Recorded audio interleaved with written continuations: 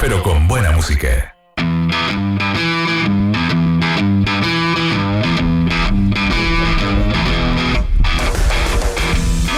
Con 34 minutos y ya empiezan a llegar parte de los invitados y del panel habitual de los días lunes, donde nos juntamos con parlamentarios para hablar temas parlamentarios y temas en general del país. ¿Quiénes están con nosotros? Está la diputada independiente Carla Rubilar, diputada independiente, aparte de Chile Vamos. ¿Cómo está, diputada? Muy bien, muchas gracias, Beito.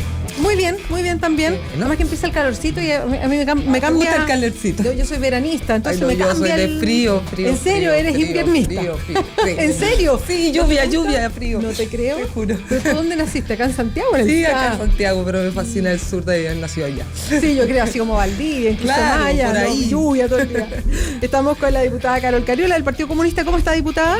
Vea bien. No, igual soy veranista como tú. A mí me gusta el verano, pero también con límite. O sea, como que... Esto de los 31 grados todos los días no. Pero esta etapa está como rica, así como 25 extraña, grados, 24. Y de repente calor, de repente más frío, no sé. Lo malo es salir en la mañana, que uno sale como muerto de frío, sí, y tenés que ir como preparado para después sacar toda la... Claro, para irse sacando la ropa y quedar más o menos... Sí. O sea, en el buen sentido, y me apuesto que me van a empezar a trolear. La cara se quiere sacar la ropa, ¿no? Cualquier cosa significa troleo, ¿no? Sí, claro. No, me refiero a ir desabrigándose para estar más fresco, ¿no? Tenemos invitado además al panel hoy día, es parlamentario de la UDI, Ernesto Silva, fue presidente del partido también. ¿Cómo está, Ernesto? Muchas gracias por acompañarnos. Muchas gracias a ti. Que bueno, acá es conversación bien abierta de todos los temas, así que entretenido. Hay otros que están pendientes y vamos a ver si alcanzan a llegar, porque nos pasa con los parlamentarios que muchas veces se comprometen, pero les salen reuniones, en fin, y no alcanzan a llegar. Así que está Jaime Piloski de la ADC, Francisco Chaguán de Renovación Nacional, veremos si alcanzan a llegar al panel. Quiero una primera mirada a ustedes respecto a esta noticia internacional de ayer, que fue lo sucedido en Colombia. Con todo lo que esto significa, mirar desde la distancia, porque nosotros vivimos en Chile, un proceso que se desarrolló en Colombia y que, pese a que uno como noticia internacional lo puede conocer más o menos de ello, siempre lo vamos a mirar con una distancia porque no vivimos en carne propia lo que significa la presencia de una guerrilla permanente o de lo que ellos llaman una guerra permanente de 52 años de duración. Hay varios temas que se desprenden de esto, pero primero una mirada suya de si les sorprendió o no el resultado y un pequeño análisis de cómo lo miramos desde Chile, porque además Chile fue una parte que acompañó, un país que acompañó este proceso de negociación para la paz que había terminado en este acuerdo después de 4 años. ¿Con qué opinión se quedan? Parto por Carla Rubilar. A ver, Bea, primero yo debo decir que efectivamente a mí me sorprendió, no lo esperaba. Yo efectivamente era de los que creía un poco lo que se había visto en los sondeos, era cosa de ver un poco las opiniones en los canales internacionales, en CNN, todos daban un poco por hecho que iba a ganar el sí. La verdad es que, bueno, es parte de lo que puede pasar en un plebiscito, obviamente. Llama la atención la abstención, eso obviamente que es un tema que hay que mirar con detención. Cuando uno efectivamente genera estas instancias de participación, aspira a que efectivamente la gente participe, sobre todo en un tema tan relevante, 52 años de guerrilla, una cantidad enorme de muertos, la verdad es que mucho dolor de por medio, una negociación larga, más de 4 años. Efectivamente Chile participó en el gobierno del presidente Piñera, durante este gobierno, el mismo expresidente Piñera estuvo hace unos días atrás en Colombia y hizo un llamado a aprobar el plebiscito. Bien sorprendida porque efectivamente yo te escuchaba cuando venía para acá, Bea, tienes razón en el sentido de que cuesta mirar desde acá y hacer cualquier juicio de valor al respecto de lo que pasa en Colombia. Yo eso lo comparto plenamente cuando te escuchaba. Sin embargo, yo no dejo de mirar detenidamente, porque yo fui de los que puse un tuit diciendo que a mí me parecía triste, digamos, lo que había pasado. Y de verdad que lo creo. Yo creo que era una oportunidad importante de cambiar la forma de hacer las cosas, ¿eh? Si uno quiere resultados diferentes, tiene que cambiar la forma de hacer las cosas, ¿eh? Y bueno, muchos de los comentarios que a mí me llegaron de vuelta tenían que ver con que no era posible la paz con impunidad y de ese estilo, digamos, ¿eh? Si bien yo comparto de que hay diferentes razones, ¿eh? Dependiendo de dónde estás parado para haber dicho que no, ¿eh? Desde las más sui generis hasta algunas que suenan razonables, digamos. Entonces, yo la verdad es que solamente quisiera poner en el tapete los pueblos, los lugares, por muy pequeñitos que sean, donde efectivamente se vive la guerrilla, donde efectivamente las balas llegaban, donde había muertos, ganó mayoritariamente el sí. Entonces yo te escuchaba y tú decías esa disociación entre quien, entre comillas, vota no para hacerle justicia a los que votaron sí. Una cosa bien rara, digamos, porque finalmente la gente decía, no, es que yo voto no porque quiero justicia para las víctimas, yo voto no porque no tengo idea las razones, y la gente que vivió efectivamente ese sufrimiento y que vive esa guerrilla constantemente, dijo sí. Entonces es una cosa bien rara, digamos. Sí, entonces eso me llama la atención. Claro, yo comparto, y como te digo, yo ayer puse lo de que para mí era un triste día y lo mantengo, pero creo que tienes razón, tu reflexión es correcta, es difícil mirar desde acá y saber dónde efectivamente aprieta el zapato, pero yo miraría con detención lo que pasó en los pueblos donde realmente se vive la guerrilla. Sí. Diputada Carol Cariola. Sí, mira, en esto tenemos una mirada bien similar con Carla. Yo también fui a una de las que puse ayer cuando me enteré que Plop, en verdad, que había ganado el no. Ahora, de manera muy... o sea, casi un empate. O sea, finalmente no fue un triunfo aplastante. 1000 votos de diferencia. No sé si después se estrechó más. O sea, claro, finalmente, pero fue como casi un 49,7 versus un 50,2. No sé, una cosa así, casi un 50-50. Con un 60% de abstención por lo demás. O sea, también ahí hay un tema que analizar desde el punto de vista más de la votación, ¿no? Por otro lado, lo decía Carla, yo creo que hay un elemento que tiene que ver con cómo se expresan las diferencias de aquellos pueblos que están mucho más cerca de los sectores donde se desarrolla la guerrilla, donde están las principales consecuencias, versus los sectores que están más alejados, que quizás no la viven tan de cerca, que no la conocen, no es que no conozcan lo que pasa, pero que lo viven quizás con más distancia porque no viven las consecuencias. Y bueno, y evidentemente también un sesgo político que yo creo que fue también un elemento que jugó en contra de este proceso de encontrar la paz, que para mí encontrar la paz entre un conflicto como este, donde lamentablemente está alimentado por ambos lados, porque acá no hay solo víctimas ni victimarios, o sea, finalmente hay una situación, o sea, las víctimas de esto es el pueblo colombiano, porque a la larga es cuestión de mirar hacia atrás, y también los gobiernos de Colombia han incentivado y han sido parte de este juego de ires y venires, ¿no? Donde finalmente el daño era mutuo.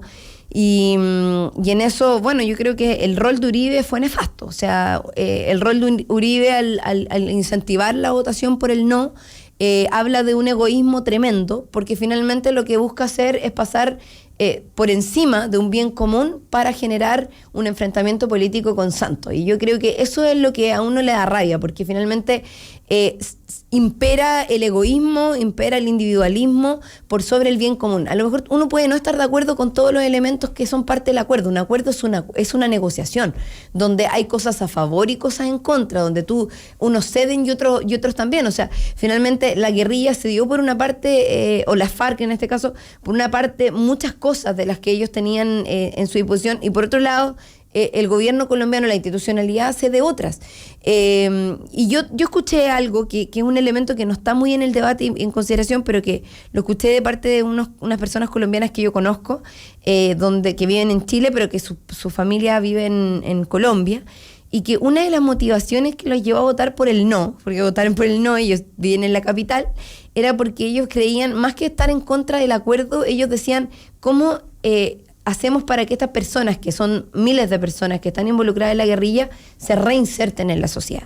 ¿Y cuáles son los costos de eso para el gobierno, para la sociedad en su conjunto y para los más pobres en el fondo? Porque la poca tajada que tenemos de beneficios, de derechos sociales, las vamos a tener que repartir entre aquellos que vamos a tener que integrar a espacios laborales, que vamos a tener que compartir pensiones, o sea, también hay un tema un poquito de eso. Y bueno, yo pienso que también es parte de la consecuencia de una de las sociedades más neoliberalizadas y desiguales que hay en América Latina, la tercera más desigual en el continente. Paso ahora a la opinión de Néstor Silva, diputado de la UDI. Néstor. Sí, fue una sorpresa el resultado. Yo creo que todos, con la información que teníamos, lo que esperábamos era un triunfo del sí. O sea, por lo menos lo decían las encuestas, además. Sí, esa es como la expectativa que...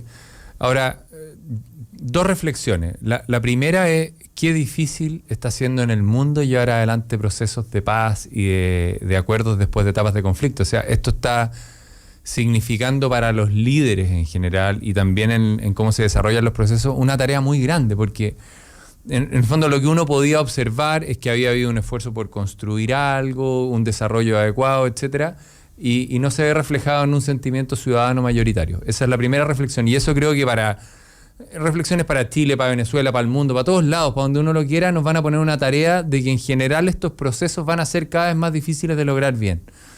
Y en eso creo que la tarea de los líderes se va a transformar en algo muy potente para poder, en el fondo, ir dando testimonio y convocando en cosas que a veces no generan un ambiente mayoritario. Y lo segundo es que yo creo que tampoco hay que despreciar que más de 6 millones de colombianos hayan tenido una opinión diferente. Y ahí tenemos que hacernos una pregunta también: cómo se está informando o cómo se está desarrollando. O sea, ahí hay un reflejo de un sentimiento. Es verdad, por ejemplo, que el expresidente Uribe cumplió un rol opositor muy duro a esto, pero yo creo que tendría que tener demasiado mérito Uribe para haber logrado con su sola acción 6 millones de votos, digamos, siendo el único partido político en Colombia que hizo oposición. Entonces hay algo en el sentimiento ciudadano que no se ve adecuadamente reflejado en el fondo por esta dinámica de acuerdo. Entonces, en síntesis, yo lo diría: uno, acá los procesos políticos cada vez van a ser más difíciles y quizás van a requerir menos publicidad de anuncio y más tiempo para seguir avanzando y construyendo. Y lo segundo, que hay algo que no conocíamos o no habíamos logrado interpretar del sentimiento que había en la ciudadanía respecto de temas que quedan abiertos y pendientes, y eso yo creo que va a ser el debate de las próximas semanas. Quizás lo tercero, y con esto termino, es la pregunta de cómo sigue. Santos ayer dio una primera aproximación, dijo: yo voy a seguir luchando por la paz, pero el nivel de debilidad en que queda su liderazgo y la estrategia a la cual convocó a varios presidentes latinoamericanos y a distintas instituciones es muy frágil, y por lo tanto eso también creo que hay que estar atento en las semanas que vienen.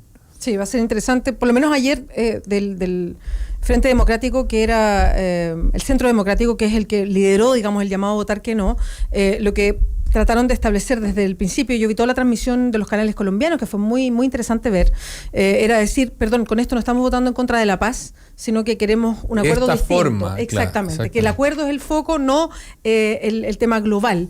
Y por ese lado, bueno, es lo que recoge Santos, es decir, bueno, veamos cómo armamos a lo mejor el acuerdo de nuevo, y todas las alarmas por lo menos lo planteaban así los medios de comunicación y los analistas, es si la tropa de la FARC, porque al parecer el liderato de la FARC también está en la misma idea de seguir esta negociación, pero que la tropa de la FARC pueda tener una opinión distinta. Así que había tensión, por lo menos en las zonas más afectadas, más rurales, más afectadas por la FARC, de lo que iba a pasar en los próximos días, pero es un poquito el cuadro. Porque aquí van a haber cambios de comportamiento, y eso tenemos que ver cómo se va a ir desarrollando. Cómo se toma la frustración, sí, el fracaso de esto, en fin, que es interesante. De todas formas, sus líderes han dicho que ellos no van a dar inicio a nuevos ataques, que van a esperar, se va a mantener la tregua mientras se encuentran nuevos mecanismos, porque efectivamente yo creo que hay claro, lo que dice tú, quizás hay personas que han dicho, quizás los sectores más conscientes, más politizados, no, nosotros sí queremos la paz, pero no estamos de acuerdo con este acuerdo al que se llegó, ¿no?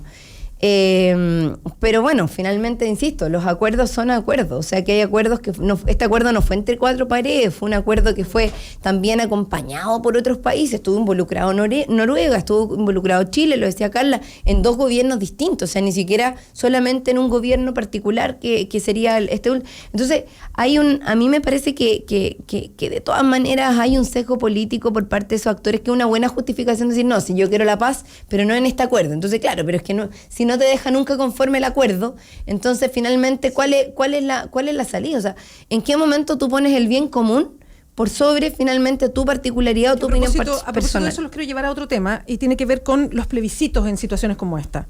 Y los llevo porque yo particularmente soy una convencida de los plebiscitos. A mí me gusta que en temas vitales se plebiscite, que los ciudadanos decidamos. Pero después de lo sucedido en Gran Bretaña, y no los quiero comparar porque son procesos distintos, pero después de lo sucedido, toda la lectura que se hizo en Gran Bretaña por lo del Brexit, que fue la salida de la Unión Europea, y de cómo se plebiscitó esta por la caída de Cameron acompañada. Exactamente. Y lo que pasa en Colombia a propósito de una decisión después de 4 años de negociación con otros países que acompañaron, en fin, con todo un aparataje institucional acompañando también esta negociación, y que un plebiscito determina una cosa distinta.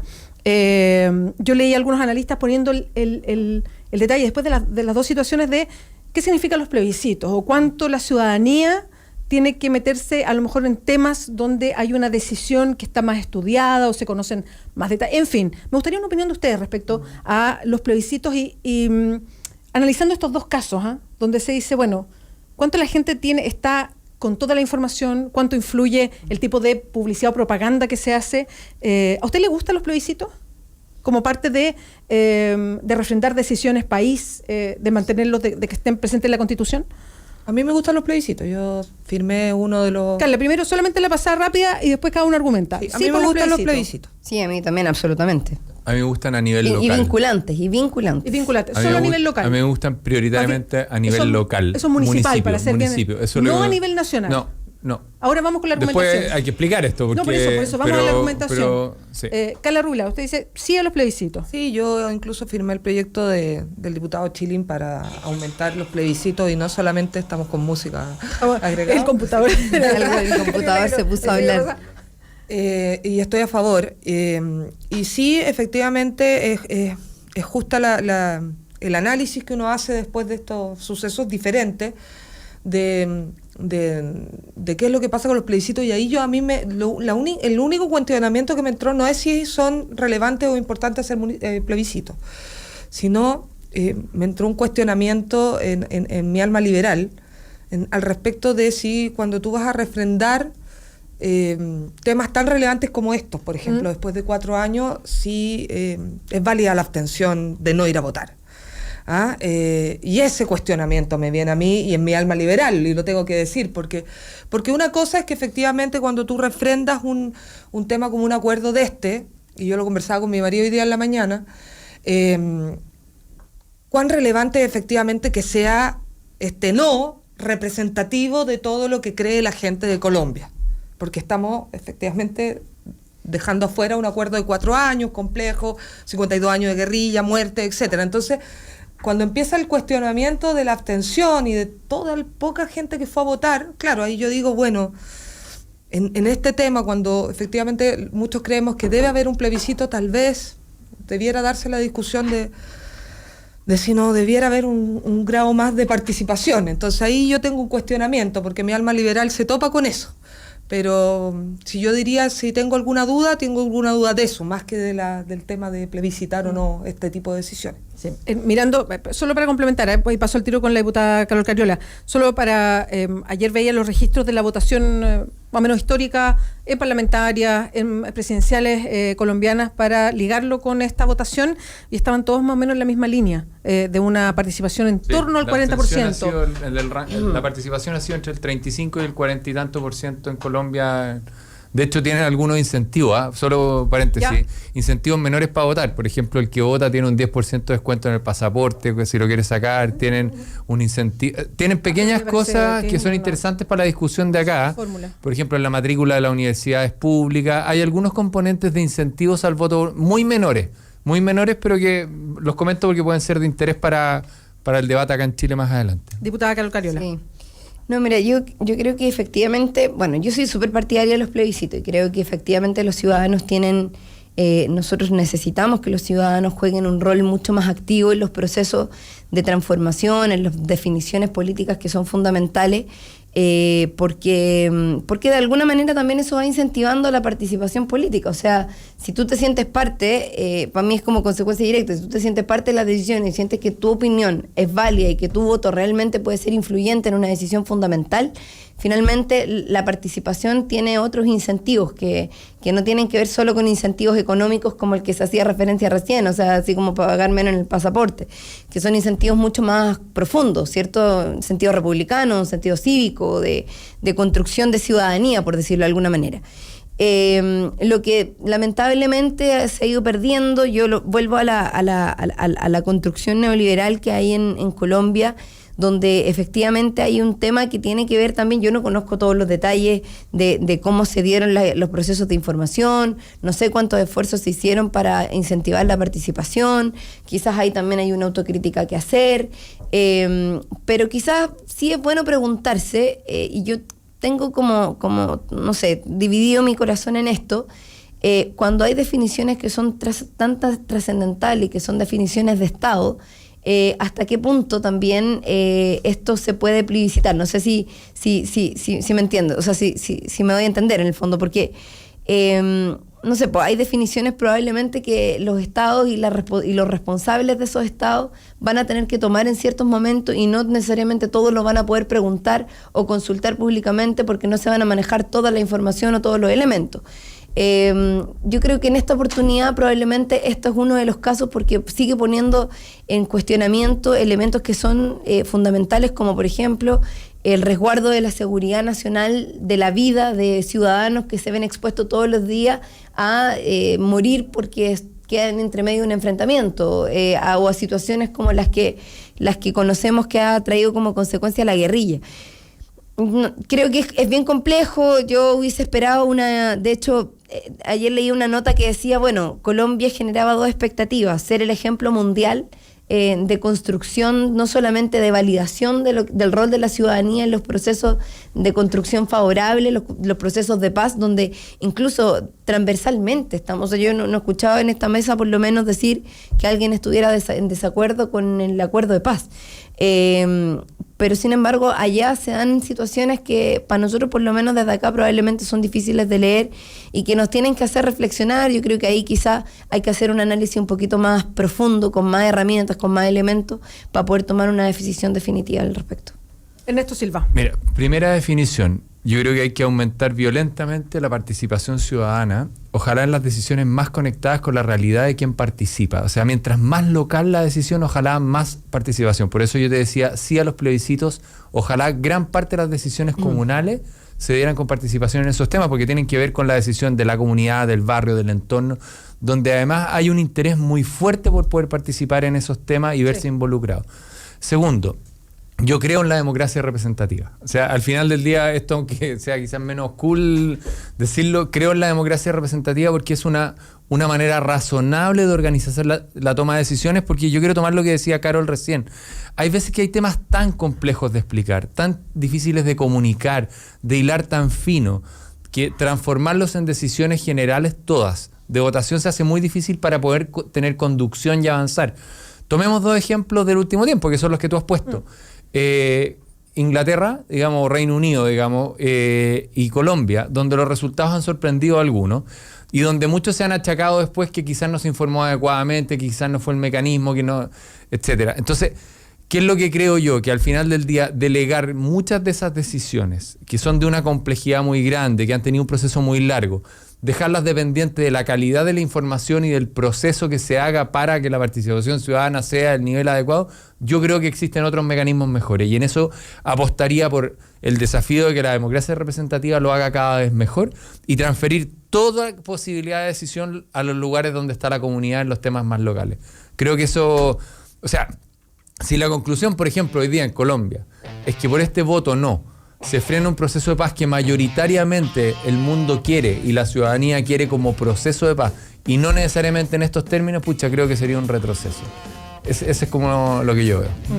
Sí, a mí respecto a esto, yo soy una convencida de los plebiscitos. Me acuerdo después del Brexit, que también, tal como ayer, preferí ver la televisión colombiana porque es interesante verlos a ellos mismos discutir sobre estos temas, digamos. ¿Dónde la viste? En Caracol. Caracol a través del cable. Y estaba era claro, la transmisión internacional, pero era la misma que la local. ¿Cuál era el ambiente? ¿Era el ambiente de los medios? ¿Era un ambiente más de sorpresa? Sí, absolutamente. Los medios estaban... Por los comentarios que hacían, los medios estaban todos por el sí. O sea, mayoritariamente por el sí, y para ellos fue una sorpresa.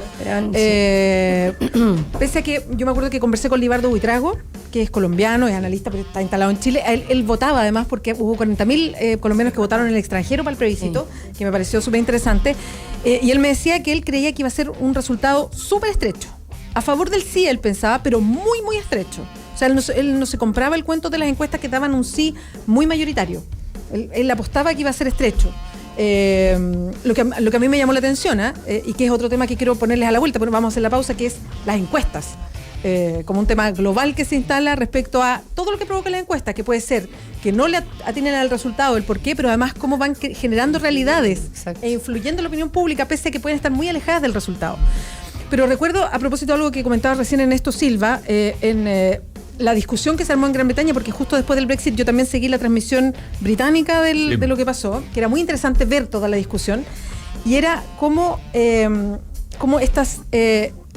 gente que estaba convencida de que los británicos no iban a votar por salirse de la Unión Europea, que eran todos los que estaban en contra del Brexit en el fondo, lideraron una campaña que no leía las razones de fondo de los británicos que votaron en contra, que votaron a favor del Brexit, que era la cantidad grande de británicos que se sienten fuera del carro de la Unión Europea.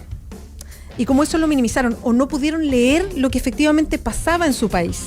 Y a mí ahí hay algo que me queda dando vuelta respecto a los plebiscitos, que es cómo de repente las autoridades o los que llevan estos procesos no tienen una buena lectura de lo que pasa realmente en el país en el fondo, y también en el caso de Colombia cómo no hay un encuentro entre unos y otros, en el sentido de que las zonas más afectadas por las FARC votaron muy mayoritariamente a favor del acuerdo, y las que estaban más en las ciudades, un poquito más lejanas del conflicto, sobre todo en el conflicto cuando ya se instaló más bien en la parte rural de Colombia, tenían otra visión. Los que ven las balas por la tele, dijo una como señora. Dijo una señora que a mí me impactó mucho esa frase. Entonces también es esa forma distinta que tenemos. En Chile pasa lo mismo. Miramos, por ejemplo, lo que pasa en la región de la Araucanía desde Santiago de manera distante. Claro. Sacamos nuestras propias conclusiones desde la ciudad respecto a lo que puede pasar en una zona que es menos de ciudad. Entonces, me parece que ahí hay varios temas que son interesantes respecto a la lectura propia, a la lectura de un propio país respecto a lo que pasa. Ahora, la dinámica también de la cultura plebiscitos tiene como otro tipo de estructura también. O sea, si tú te vas a Suiza, por ejemplo, que tiene una dinámica... Se plebiscita todo, llamar alzada en la plaza pública. Pero tiene otra dinámica, porque tiene una estructura local diferente. Sí. O sea, ese está construido desde la localidad, más que desde lo nacional, a través de los cantones. Por eso yo creo que la participación ciudadana masiva en este tipo de cosas, creo que se construye de mucho mejor manera cuando vas desde abajo hacia arriba, de los temas más propios, que van generando identidad, compromiso, participación hacia temas más nacionales. Son las 10:01. Hacemos una pausa aquí en Combinación Clave. Vamos a seguir conversando con Carla Rubilar, Carol Cariola, Ernesto Silva, que nos acompañan en el estudio. Pausa y volvemos. Estás con @LaBeaSánchez en la 92.9. Combinación Clave. Conéctate en @Radio La Clave. Ya regresamos con más opinión y debate. La Clave 92.9. Hora clave. 10 de la mañana. 1 minuto. 929. Radio La Clave. Municipales 2016. ¿Sabías que los concejales son los encargados de que la comunidad local participe en el municipio? Este 23 de octubre podrás elegir a tus representantes para los cargos de alcalde y concejal en las 346 comunas del país. Visítanos en www.cervel.cl. También puedes encontrarnos en Facebook y Twitter o llamarnos al 800-366-400. Cervel, elige el país que quieres. Si tú eres de las que se preocupa de dar lo mejor a tu familia, la que da su receta por Facebook, la que da sin esperar nada a cambio, la que da ideas para el fin de semana, la que da consejos por WhatsApp, la que da orden y malcría, la que da permiso, la que da su hombro, la que da amor... Entonces, dale Manantial a tu familia, porque darles agua purificada les hace bien. Manantial no contiene cloro, es libre de sodio y es 100% pura. En Manantial despachamos gratis toda la pureza y frescura que merece tu familia. Contáctanos al 600-427-2200 o solicítalo en manantial.com. Manantial es vida.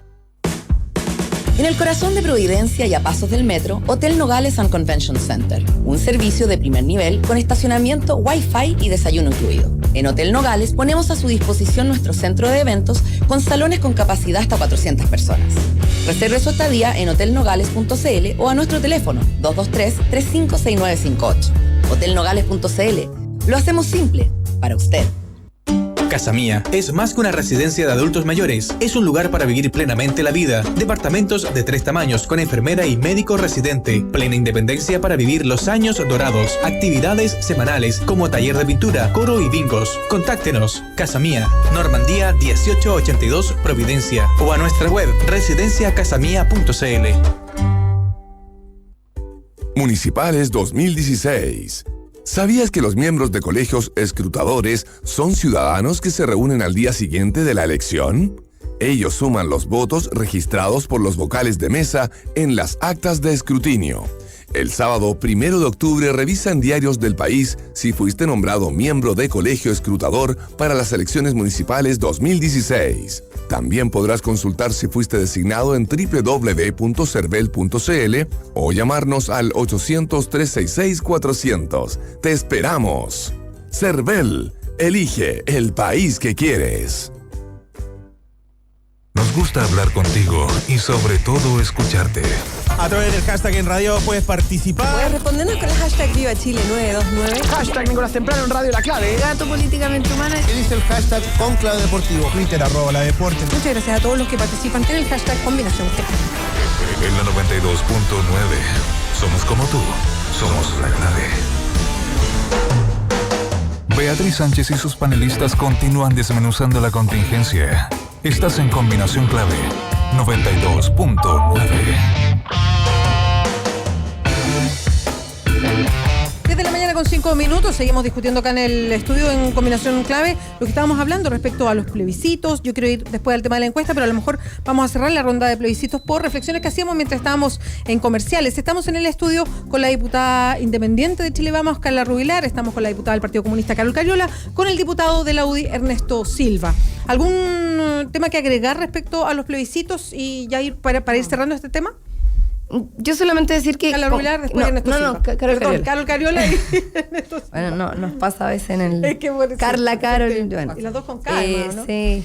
No, bueno, pero yo creo que hay un efectivamente, por lo menos llevándolo a Chile, ya yo también lo pienso por nosotros no tenemos plebiscito, no tenemos posibilidad de desarrollar plebiscitos vinculantes, es una demanda de la ciudadanía y obviamente eso también, para nosotros, por lo menos para mí decir, no, quizás hay que mirarlo, me provoca este sentimiento dividido porque yo sí quiero que en Chile haya plebiscito, porque sí creo que hay cosas importantes, fundamentales que plebiscitar, que preguntar, que consultar, pero también entiendo que por producto de la falta de educación cívica, la falta de formación durante muchos años, el deterioro de esta visión republicana de construcción de sociedad, en fin, hay déficit en nuestra ciudadanía y probablemente, de hecho, en las propias elecciones parlamentarias, presidenciales, hoy día para la gente no tiene el mismo valor ir a elegir quién te va a representar. Y eso ya es un tema, o sea, nosotros también tenemos 60% abstención y lo tuvimos en las últimas 2 elecciones. Entonces, es un tema complejo, pero efectivamente quizá esto de darle mayor poder a los espacios regionales, comunales, más locales, que permitan poco a poco ir incorporando esta cultura de plebiscito, de ser consultado, podría incentivar desde la práctica misma que cuando se presente en algún minuto un plebiscito nacional, que yo espero que lo tengamos pronto, nosotros estamos cambiando la Constitución y vamos a tener un plebiscito en algún minuto para decidir cuál va a ser la Constitución que queremos, e incluso es más, si el Parlamento llega a aprobar que el mecanismo que es el plebiscito, la forma por la cual se va a definir el mecanismo, finalmente son los ciudadanos los que van a decidir si es asamblea constituyente, si es comisión bicameral o si derechamente es el Congreso el que va a determinar cuál es la constitución final, ¿no? Entonces, ahí es donde uno dice, bueno, esta tiene que ser una experiencia para la cual nos tenemos que preparar y nos tiene que dar luces de, bueno, cuánto falta y cuánto tenemos que generar como camino previo para poder llegar a tener plebiscitos que realmente sean vinculantes, que sean serios y que no nos terminen llevando a situaciones de crisis o de caos o de quedar perplejos, un poco paralizados, que es lo que yo entiendo que le pasa hoy día a Colombia, porque no saben por dónde guiar en este minuto. cómo continuar la situación. Y yo tampoco creo que corresponda que aparezcan estos salvadores de la patria, como lo intenta hacer Uribe, ¿no? Que dice, bueno, yo sí podría hacer una buena negociación de paz cuando finalmente, si no logró él encontrar un espacio de comunicación o de diálogo, sí lo logró Santos, siendo de derecha ambos, o sea, no estamos hablando de que aquí hay una derecha y otro de izquierda, no, son dos presidentes de derecha.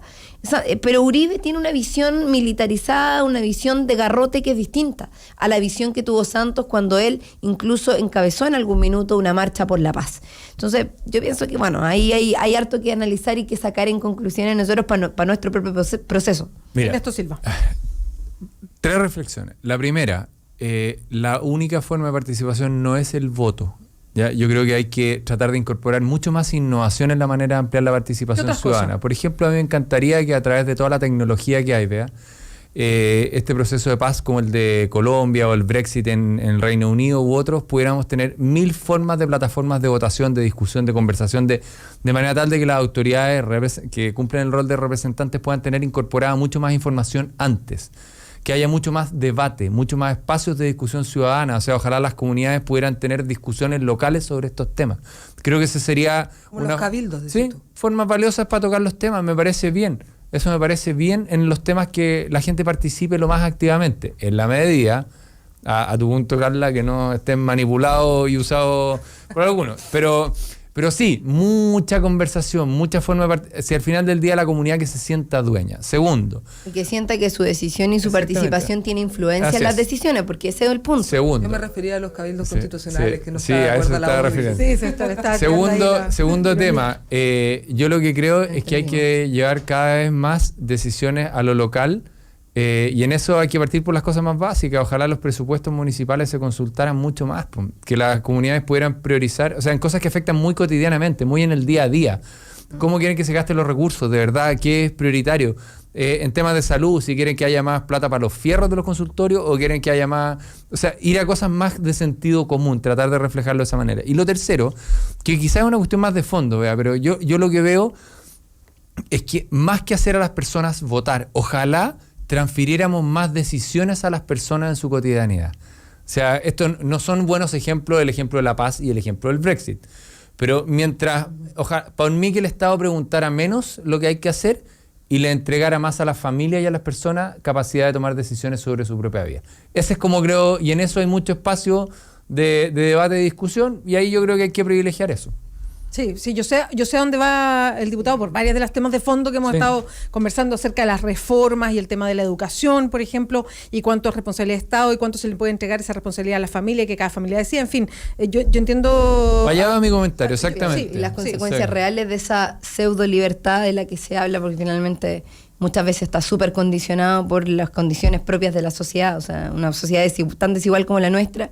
Las familias realmente tienen la posibilidad de decidir libremente frente a una opción u otra. Yo creo que la gran mayoría de las veces no. Y ese el desafío de tratar de avanzar. Si uno tuviera que avanzar en una dirección, yo trataría de avanzar en esa, de generar más condiciones para que cuando hoy día no es fácil tomar decisiones con libertad, se pueda avanzar hacia hacerlo.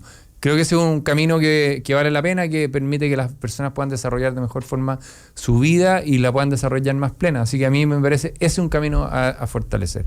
Diputada Carla Rubilar. Nosotros el 23 de octubre tenemos elecciones municipales y finalmente la reflexión es si queremos que las decisiones las tomen unos pocos o queremos que efectivamente sea lo más representativa posible. Entonces, yo de Brexit, de Colombia, obviamente guardando enormemente las proporciones, para Chile diría, vaya a votar. Vaya a votar, incluso blanco, incluso nulo, pero vaya a votar.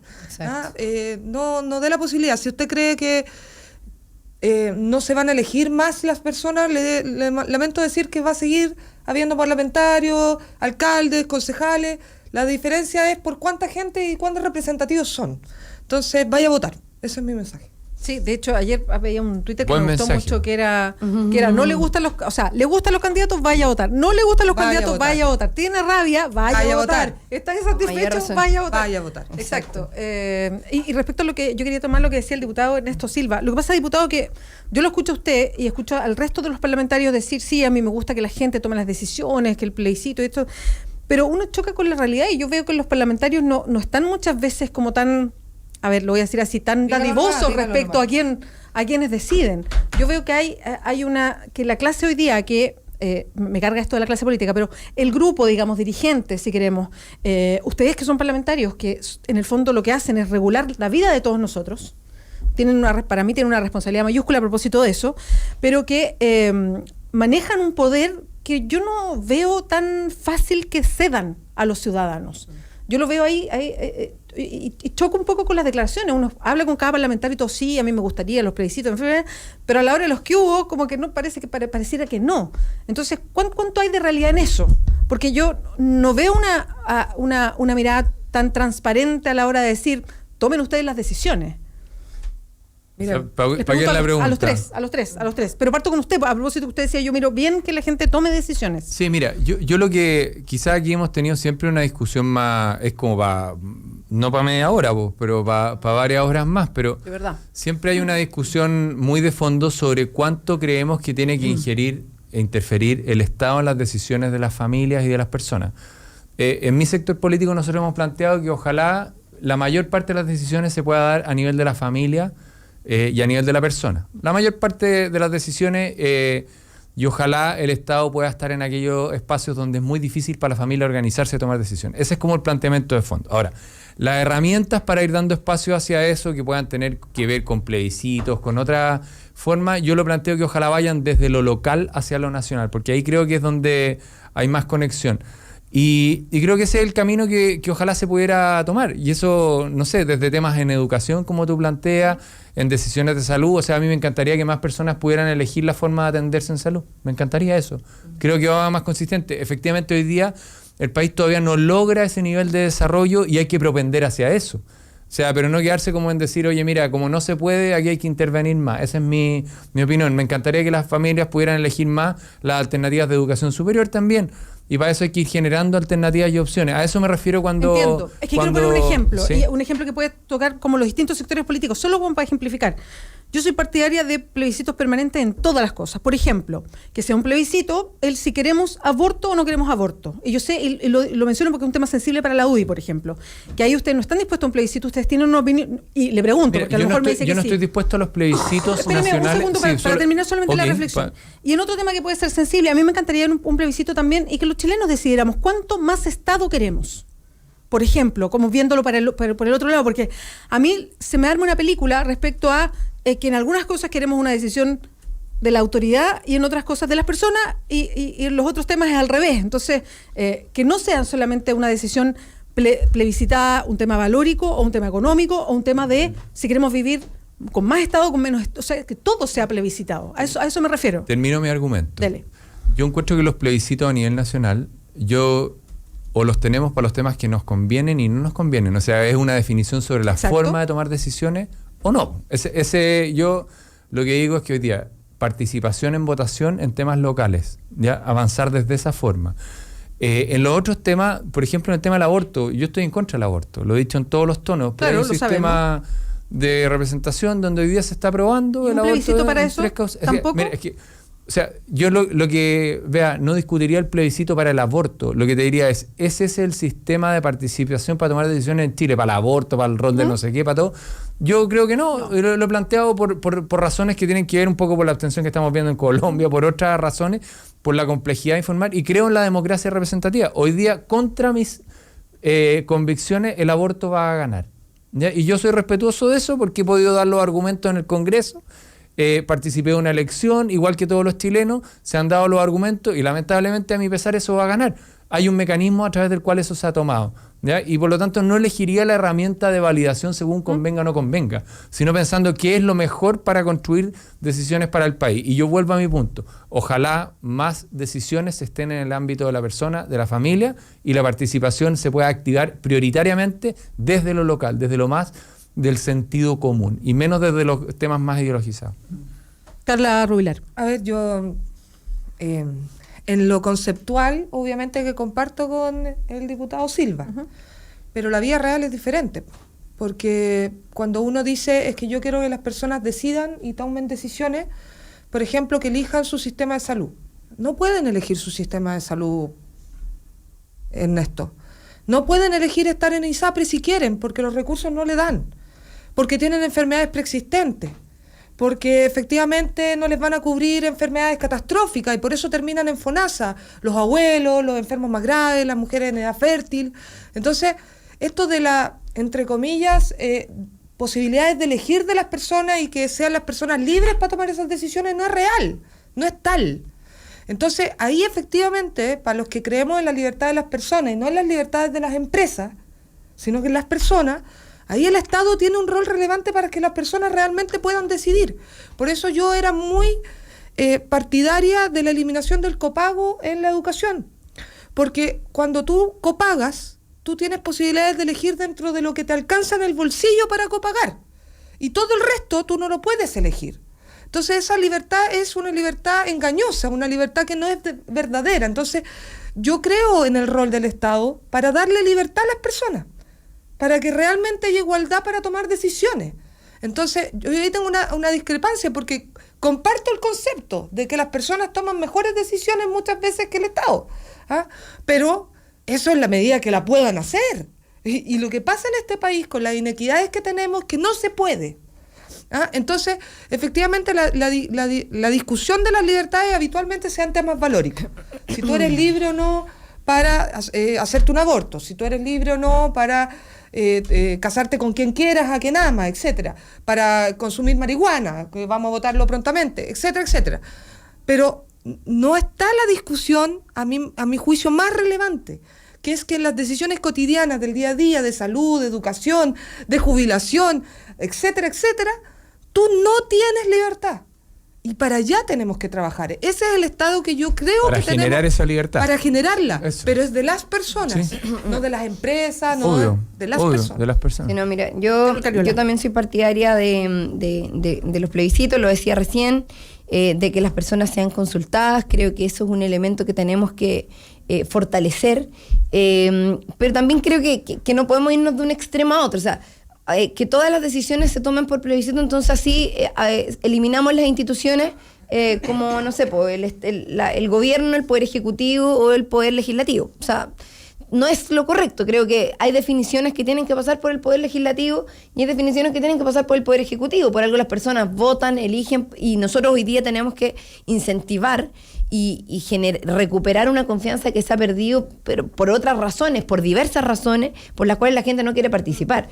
El tema es que cuando, por ejemplo, uno va a la calle y le dice lo que decía la Carla recién a cualquier ciudadano, vecino, qué sé yo, ¿por qué no vota usted? No, porque no quiere, pues son todos iguales. No son todos iguales. ¿Por qué? Por esto. Entonces, si usted no vota, finalmente los que sí votan son los mismos de siempre, por lo tanto sí se van a quedar los que a usted no le gustan, ¿está bien? Entonces ahí la gente dice, tiene razón, entonces voy a ir a votar, voy a participar y voy a elegir y voy a tomar mi opción, porque es una primera forma de participación que la ciudadanía no está utilizando.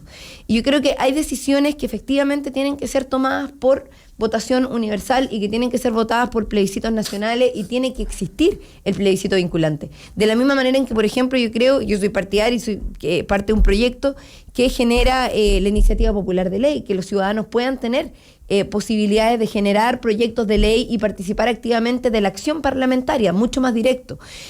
Creo que hay que abrir fórmulas de participación, pero yo no soy partidaria en este minuto de político, de democracia, de eliminar las instituciones para poder desarrollar todo a través de consultas ciudadanas abiertas y que solo la ciudadanía, así como de generar un Estado, de transversalidad tal, de horizontalidad tal, que finalmente no haya espacios de definición por parte de espacios institucionales. Creo que por algo las instituciones existen, efectivamente. Yo comparto con Carla, lo decía al principio, cuando Ernesto habla de que los individuos, las personas puedan tomar decisiones y que en esto el Estado finalmente juega un rol secundario. Bueno, es precisamente esa la mirada que se ha construido desde el neoliberalismo, que nos ha llevado a un Estado tan pequeñito al cual se le exige mucho, pero que finalmente tiene pocas herramientas, tiene pocas posibilidades y muchos individuos preocupados solamente de sí mismos. Entonces, también yo creo que las estructuras de los países, las estructuras de los modelos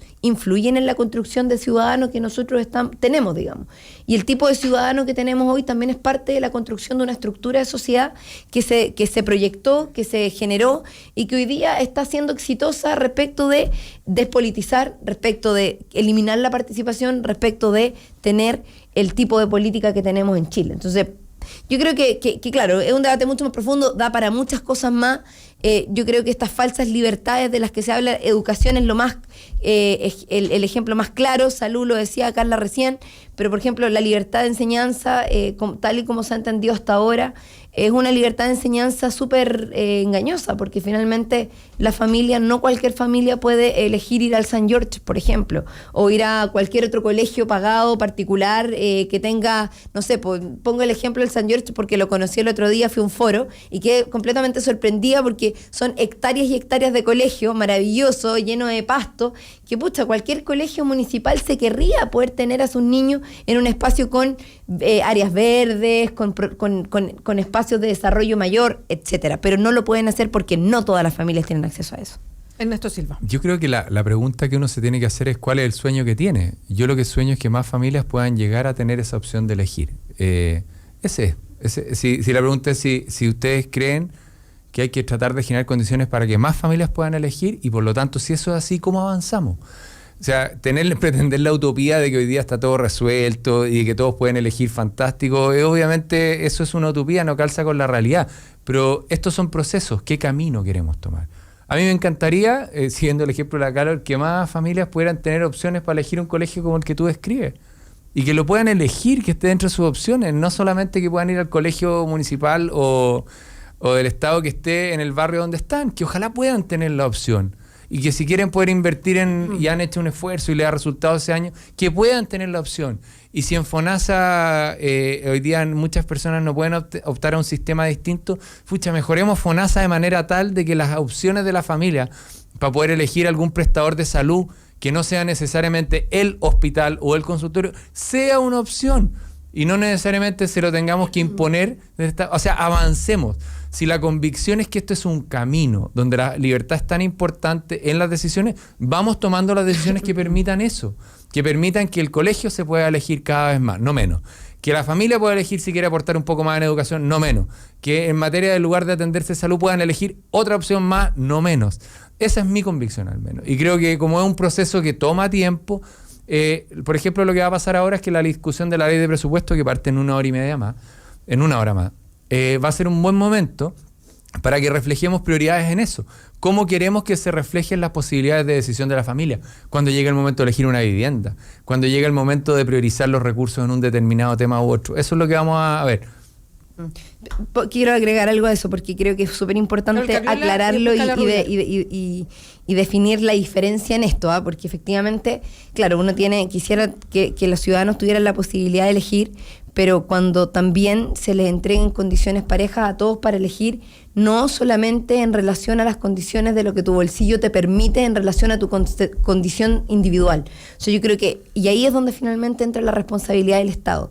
Hasta donde finalmente el Estado tiene la responsabilidad de entregarle a los ciudadanos la posibilidad de elegir, por ejemplo, un colegio con las mismas condiciones que tiene un colegio privado que queda en las alturas de un cerro, ¿cierto?, con condiciones maravillosas para poder educar a sus niños, pero con condiciones públicas donde todos tengan acceso, donde el que no tiene plata pueda ir y el que tiene plata también lo pueda hacer, pero con condiciones que entrega el Estado chileno para poder hacerlo. Yo creo que ahí es donde tenemos la diferencia, porque finalmente la mirada en esto es como ya que todos puedan elegir en función de que haya alternativas públicas, alternativas privadas, pero la alternativa pública, bueno, es lo que es hoy día. ¿Por qué? Porque el Estado está deteriorado, porque el Estado no tiene condiciones, porque tenía un Estado que está atado de manos, que no puede competir con los privados porque si no es inconstitucional. O sea, finalmente esa es la situación y yo creo que ahí hay un problema de contradicción que tiene que ver con cómo se pone al mismo nivel el rol de lo público versus el rol de lo privado. Yo creo que no es lo mismo, el rol público es fundamental y el rol del Estado es fundamental en garantizar elementos para que los ciudadanos tengan igualdad de condiciones frente a ciertas cosas básicas como la salud y la educación, por ejemplo. Déjame hacer un comentario menor antes de preguntar a la Carla. Ernesto Silva. Yo, por ejemplo, por lo que dice la Carol, en la U éramos partidarios de que la plata de la para la educación fuera a mejorar la calidad de la educación municipal prioritariamente, porque efectivamente ahí hay que mejorarla y no a otros temas que fueron antes, como era el tema de reorganizar los colegios particulares subvencionados. Esa es nuestra visión, porque creemos que ahí se puede mejorar. esto no significa solamente mejorar los colegios de un tipo, sino que generar opciones.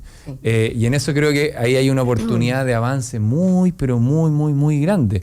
Y en eso yo no veo tanta diferencia. Hay veces que hay diferencia ideológica en el discurso, pero el sentido común a lo que lleva, a mi juicio, es que las familias puedan elegir más. Y como esto es un proceso, aprovechemos las herramientas que tenemos. Vamos a ver ahora en la discusión de la ley de presupuesto cómo eso se puede notar. Yo creo que ahí está una oportunidad muy nítida para ver cómo se fortalecen las opciones de las familias de clase media especialmente, que son las que necesitan opciones. Y lo segundo, que yo creo que hay una cuestión a veces de lenguaje que tenemos que revisar. Se contrapone como lo privado con lo público, pensando público igual estatal. Yo no creo en eso.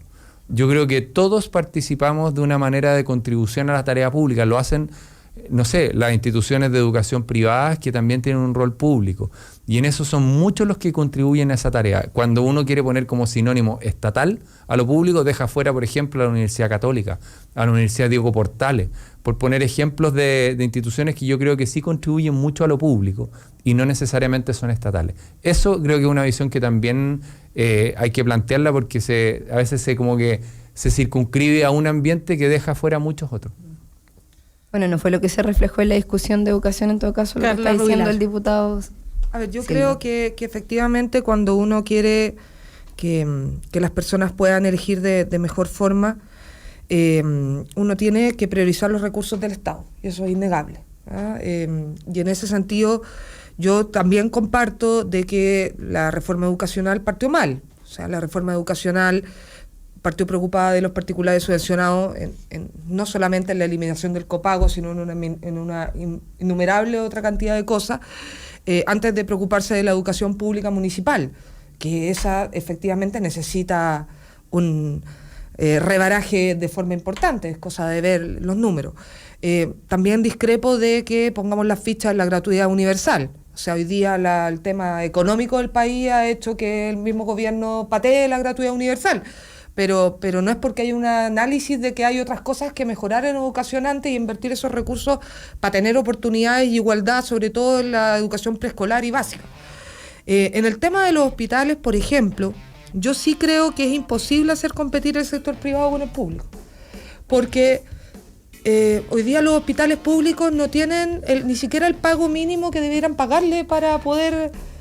o sea, le pagamos sin problema a las clínicas privadas lo que no le pagamos a los hospitales públicos. Yo siempre me he preguntado por qué.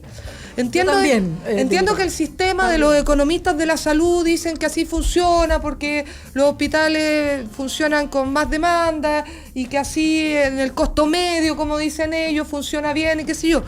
Pero también es cierto que tú no tenés ninguna posibilidad en los hospitales, por ejemplo, de hacer mantención, de ahorrar para la depreciación, todo lo que hacen las clínicas finalmente. Entonces, tú ahí tienes un problema del modelo, de cómo se administran nuestros hospitales, no solamente en un tema de gestión, de la buena o mala gestión que se puede hacer en ellos, porque a nivel de indicadores la gestión es harto buena, digamos. El problema es otro. El problema es que se regula por cola, que como no tenemos recursos se regula por cola y la gente espera, porque efectivamente es tanta la presión asistencial que el trato no es el mejor, no es lo mismo que en las clínicas donde ellos finalmente su estructura de costo es donde les dé un margen y hasta ahí nomás y no atiendo más porque de ahí, en cambio acá no se puede rechazar gente. Entonces yo personalmente creo que el Estado ahí sí tiene un rol relevante, porque cuando efectivamente pueda competir de igual a igual un hospital con una clínica, yo creo que tal vez no les iría tan bien a las clínicas. Exacto, ya no serían tan necesarias. No sé si no tan necesarias, no, pues yo creo que son complementarias, pero no les iría tan bien como les va hoy día. No habría tanta diferencia. Y eso es un problema que yo siento que finalmente el Estado no entrega las herramientas necesarias para que puedan competir de verdad. ¿Por qué no las tiene? Hoy son las 10:32, está interesante el debate, no alcanzamos a meternos en otros temas, así que muchas gracias Ernesto Silva por acompañarnos hoy día, diputado de la UDI, muchas gracias diputada Carol Cariola del Partido Comunista que nos acompaña los lunes, y la diputada Carla Rubilar, diputada independiente de Chile Vamos, que les vaya muy bien. Muchas gracias, Bea. 10:32, vamos a tener discusión de los candidatos a alcaldes por Maipú, en un ratito, espérenos.